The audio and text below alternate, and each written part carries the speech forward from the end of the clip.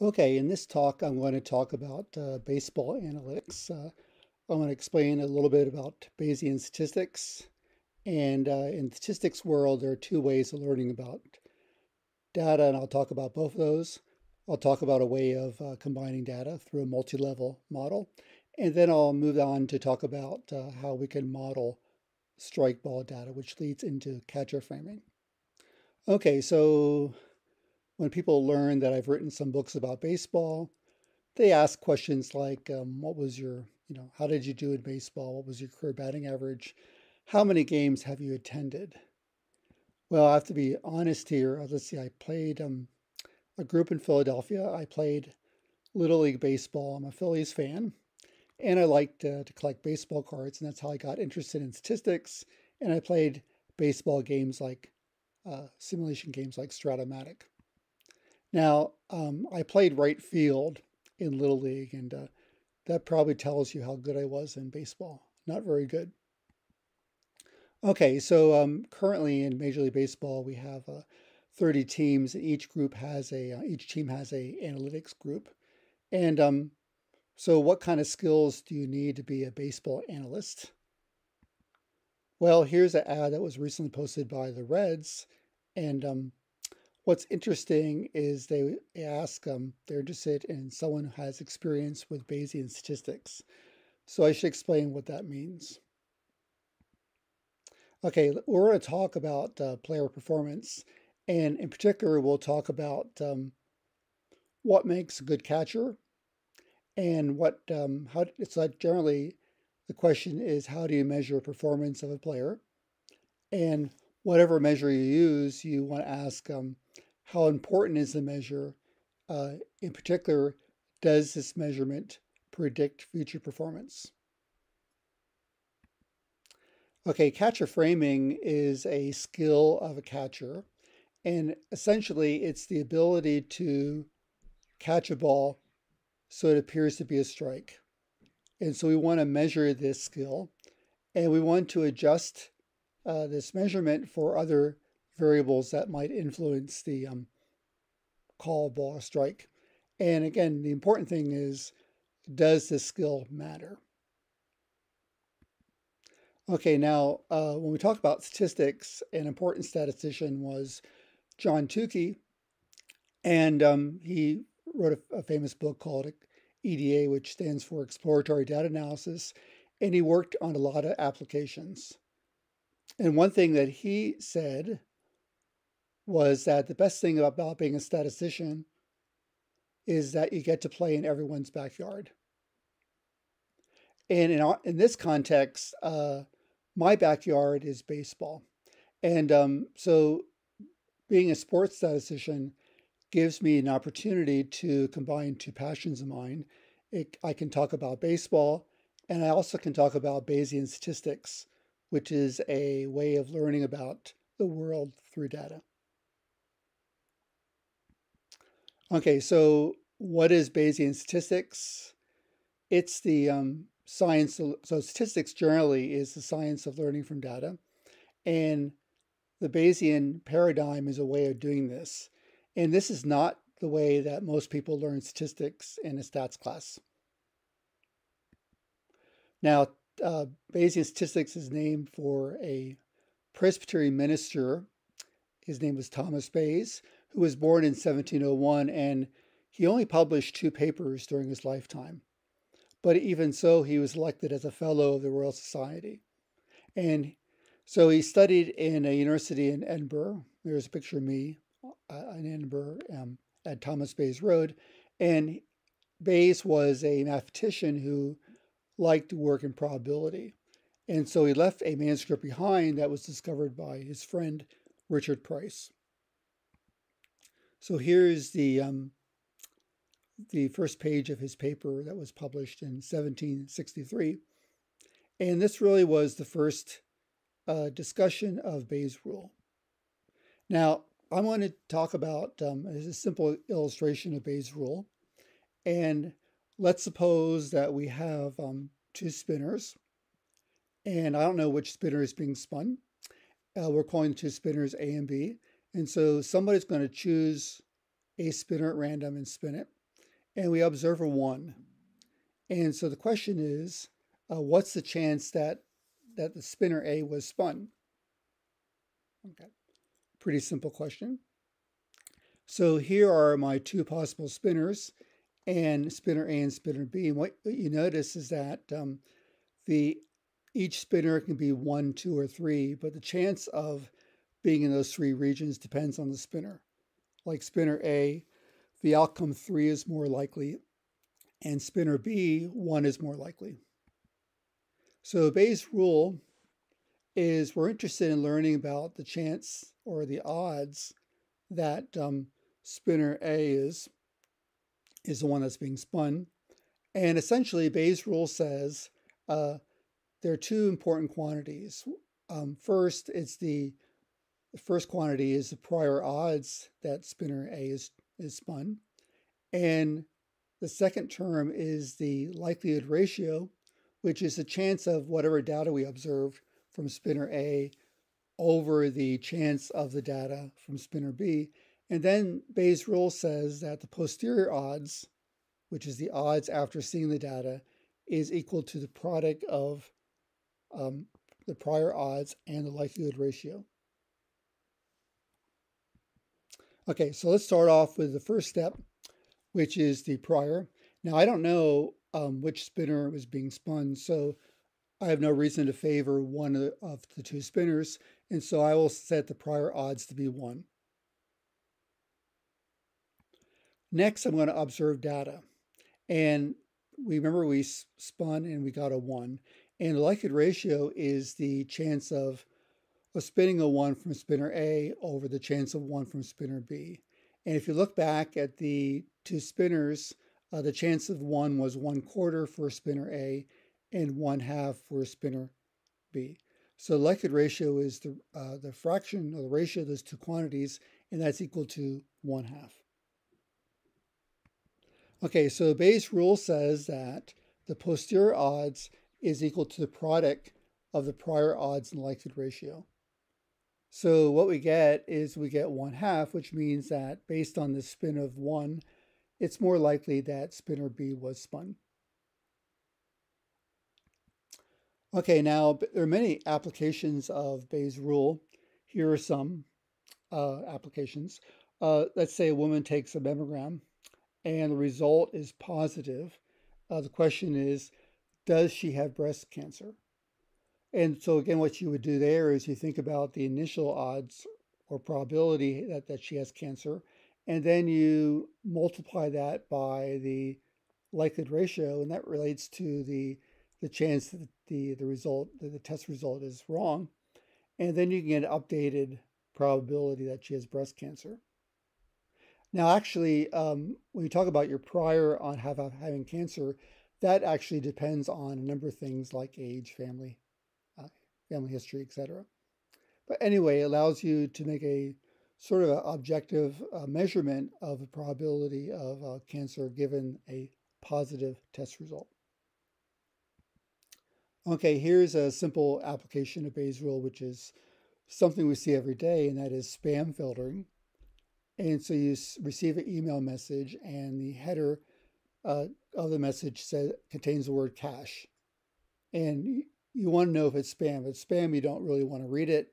And so you got some initial probability that this email message is spam. And the data that we observe is the reading the word cache in the header. And now we want to compute the updated or posterior probability that the message is spam. And actually, it's pretty likely, actually, if that you see cache in the header, that the message is spam. Here's an interesting application of Bayes' rule. Here's 2 famous Beatles, Paul McCartney and John Lennon, and there's some question whether who wrote the song "In My Life." Was it Paul McCartney wrote the song or John Lennon? And but really, based on a Bayesian analysis, a couple of researchers from Harvard determined that this song was written by John Lennon. And so basically, you can think of this as a Bayes rule problem. the thing you don't know is the author of the song. And so the prior opinion is that each Beatle, a probability each Beatle wrote the song is 1/2. Now the data would consist of the chord transitions of the song. And you know some characteristics of songs that were definitely written by John Lennon and Paul McCartney. And so you can compute a likelihood ratio. And what you learn is that it's most likely that John Lennon wrote this song. Now, there's a really nice book which describes the history of Bayes' rule by Pierre and McGrayne. And the book is titled The Theory That Would Not Die. So it's sort of an interesting story about how Bayes' rule got going and some of the important contributions of Bayes' rule. Now, one thing that's interesting about Bayes' rule is maybe it was named for the wrong person, because maybe it should be called Laplace's rule instead. And because he was really the guy who maybe did more with Bayes' rule in the early days. But then in the 20th century, this type of inference became more popular, and it was real popular during the Second World War. There was a group of scientists in England who were cracking the German code and finding Russian submarines. But this was all sort of hush-hush work because it was done during the war. Okay, there is a picture of Pierre Simon Laplace, and he's a very famous scientist, and he did fundamental work in mathematics, statistics, physics, and astronomy. So actually, he independently discovered Bayes' rule, and actually he did much more with Bayes' rule than Thomas Bayes did, and he spent 40 years, working with it and clarifying the result and simplifying it. And actually, what's interesting is that he decided to use Bayes' rule instead of using what's called a frequency approach for learning from data. Now, statistics became really developed during the 20th century, and probably the leading scientist who helped out in terms of the growth of statistical thinking was R.A. Fisher. And he's considered to be the father of what's called frequentist statistics. And he was a British statistician and geneticist, and made fundamental contributions. And he was the first person to actually use the word Bayesian, but he didn't really like Bayesian thinking, and he was very much against it in his writings. Okay, so anyway, let me describe the distinction between frequentist thinking and Bayesian thinking. Okay, here we have a coin, and we want to know if the coin is fair or biased. Okay, so I'm going to flip a coin 20 times, and I get 15 heads. And so what do I conclude based on these flips? Now, this is what's called the Frequentist Viewpoint, which, again, this is the popular way of learning about statistics.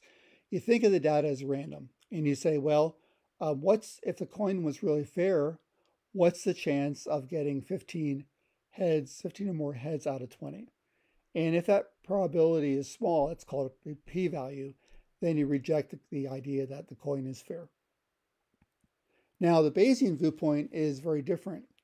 So instead of thinking of the data as random, you think of the coin as random. And so, okay, so basically, you don't know. Either the coin is fair or it's biased. And so I don't know which is the correct thing. So I'm going to put a probability of 1/2 on the two outcomes or two models, fair coin and biased coin. And now I get my data, which is 15 heads out of 20 flips, and I want to compute the updated probability the coin is fair. Now, actually, even though we teach using frequentist methods, they are harder to interpret. And it's hard to think about data you didn't observe. And so Lucy's talking about the difficulty of learning a confidence interval.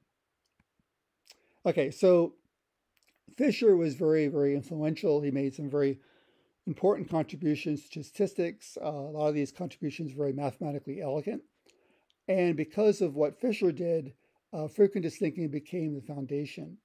And And primarily, interest stats, for example, is taught from a frequentist perspective. Okay, now, so in McGrayne's book, Bayes' rule faced a crisis now because we had this idea called Bayes' rule, which was developed in the 18th century, but then due to people like R.A. Fisher, the world favors the frequentist viewpoint. And the reason why Bayes' rule wasn't more popular was the issue of computation. Okay, and so to understand that, to implement Bayes' rule for interesting problems, that requires you to integrate. And so this is a case where you have to integrate over possible like p parameters. And that in the older days, in the days like say before 1960, that was difficult to do. And you had to do numerical approximations, and they were expensive in the viewpoint. It would just take a lot of time. So one wondered if one could even implement Bayesian inference for practical problems. Okay, so back about 30 years ago, statisticians discovered special algorithms for computation, for Bayesian computation. And essentially what you're doing here is you are randomly stepping through a probability distribution using what's called a Markov chain. And it turns out that one could now implement Bayes' rule for more interesting problems. So really, this opened the door for a lot of interesting work. Okay, so currently, there are very efficient algorithms for fitting Bayesian models. Computers are getting faster and faster. You can do your work on a laptop, and you don't really have the computational burden anymore. And in particular, Bayesians can fit multi-level models. Okay, what's a multi-level model? Well, it's a clever way of combining data from different sources, and there's a famous paradox in statistics that motivates this kind of model. Okay, so in this paradox is called Stein's paradox. And here's a simple illustration of it. I'm going to take a sample of 20 candy bars, and I'm interested in finding the average candy bar weight. And just taking the sample mean or the average is it's the best way of learning about the true mean. Now let's change this problem a little bit. Instead of talking about finding the mean weight for one type of candy bar, let's say we want to learn about the true weights for 3 different candies. So we take samples of each candy. And what Stein's paradox says is that the individual averages of the weights may not be the best estimator. And that was a very surprising result, that you might do better when you're trying to estimate a collection of different means simultaneously. Okay, so here are 2 famous statisticians. Brad Efron is the one on the left, and Carlo Morris is the one on the right. And they did some of the early work describing the benefits of Stein estimation. And they wanted to try to explain this paradox to a general audience. And so they were trying to think of what was a nice application where you could explain the value of this type of procedures. And so they looked at baseball, because that was a popular, still is a popular popular sport. And they looked at batting averages. Now, and so this is a paper they wrote in the 70s, and it was called Stein's Paradox in Statistics. And so as this article says in the beginning, that Stein paradox defines circumstances where there are estimators better than the arithmetic average. Okay, so they wanted to get some baseball data, and this is before we had the internet. And so the way you got batting averages for all the players is you would look at the Sunday paper, and they would publish the listings of all the batting averages for all the players.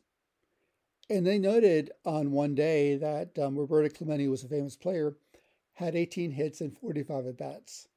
So what they did is they collected batting averages for 18 players who had exactly 45 at-bats. And so the objective was to predict the batting averages at the end of the season. And what they noted is that the current batting averages based on 45 at-bats were relatively poor, would provide poor predictions for their average at the end of the season. So here I've graphed the batting averages for these 18 players. And one thing you notice is that after 45 at-bats, these batting averages are very widely spread out. Three players had batting averages under 200, which is considered to be a really low average. And Roberto Clemente had an average that was 0.40. Okay. And so what you do is you apply what's called a multi-level model. And really what we want to learn about are these the true hitting probabilities for these players. And so what we do is we basically place what's called a prior distribution, which indicates that these probabilities come from some common distribution. And essentially what you're saying is that you think batting averages are similar in size. And so you fit a Bayesian model, and you can estimate these probabilities from the posterior distribution. And what happens is here are the predictions for future performance for these players.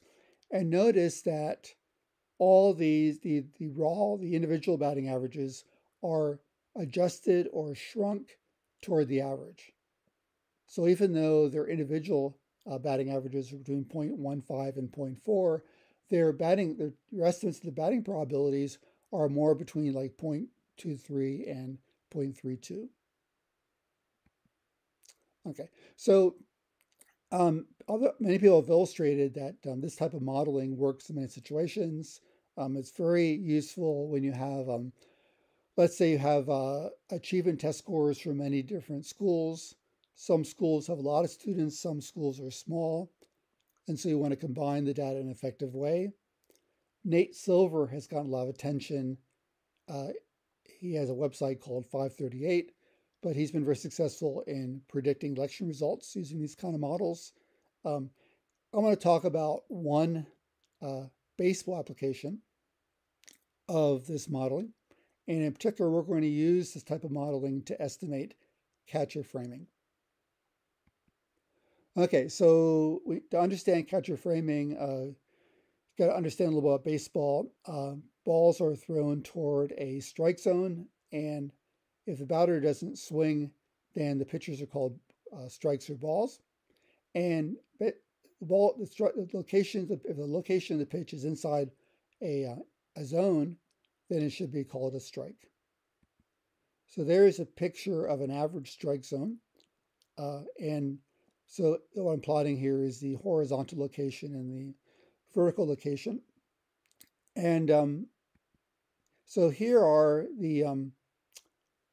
here's the actual locations of 1,000 called pitches, and the red dots correspond to balls that were called strikes, and the blue dots correspond to pitches that were called balls.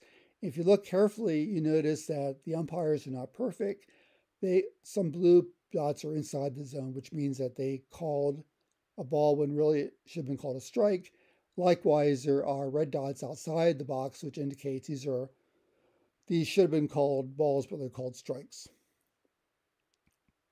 Okay, so you can actually, by looking at the data and fitting a model, you can actually learn about the actual strike zone. So the blue contour line corresponds to the locations where the probability of strike is equal to 0.5. So actually, the actual strike zone, which umpires use, is a little different than the stated strike zone. Now, what's interesting about balls and strikes is that a lot of different factors influence this call. In particular, the particular umpire that's calling it can influence the call. The pitcher or batter can influence the call. The chance of a strike actually depends on the count, number of balls and strikes, and also depends on the catcher. So here's the illustration how the count influences the ball strike call. So here's the location of the, again, the blue line corresponds to where the probability of a strike is 0.5. Notice that the strike zone is relatively wide or large on a 2-0 count, which favors the batter. And when the count is, which is 0-2, which favors the pitcher, the strike zone is smaller, so it's harder to get a called third strike. Okay, so basically we're going to talk about catcher framing, and catcher framing refers to the ability of the catcher to influence the called strike. And so this is a skill which is taught to catchers, and so we want to measure this skill, and we want to know also how big an effect it is. Doesn't really matter. Okay, so what I want to do now is I want to fit a multi-level model where my outcome is again, the called strike, which we strike a ball. And I'm going to model this or using all these different inputs. And so the location of the pitch obviously affects the called strike. The pitcher can influence the call being ball or strike. The batter can affect this, the umpire, and the catcher. So what we can do is we basically can adjust the probability, we can adjust the chance of a called strike for all these different variables. And then once you adjust it for these things, then what's left is due to the catcher. And so we can actually measure the effect of a catcher to get a ball or strike. Okay, so if you're a good catcher framer, essentially you give your defensive team more called strikes. Okay, and essentially every called strike will benefit the defensive team. In particular, is going to save on average about 0.03 runs per called strike. Now that doesn't seem very large, but you have to realize that catchers catch a lot of pitches, and so when you accumulate this over many pitches, then it turns out that the best catcher framers can save about 10 to 20 runs for their teams. Okay, now actually a related issue are what are called situational stats. And these are special types of statistics that baseball fans love to talk about. We like to look at how players perform at home versus away. We like to see how they perform against different pitchers. We especially like to see how they perform when you what are called clutch situations. This is when maybe the game is tied late in the game, and you want the player to perform well, and so you see interesting performance, interesting variation. So some players appear to have clutch performance. Now, again, from a statistical viewpoint, I would ask, does this variation mean anything? So if we're talking about the clutch performances, what we want to ask is, are there players with clutch abilities? And what that would mean is that if you have a clutch performance for one season, that would predict their clutch performance for later seasons. Anyway, so the future of sports analytics is pretty exciting. More and more data is becoming available. Baseball teams literally have more data than they really know what to do with. We have we've got data which describe movements of players in the field. And this is always, we're going to get more and more. And so there are great opportunities to learn more about sports performance through this data. And so from a statistical viewpoint, the challenge is to learn about the ability of players and teams. And we want to remove the noise. And I think the Bayesian perspective, it gives us a natural way of learning about player ability.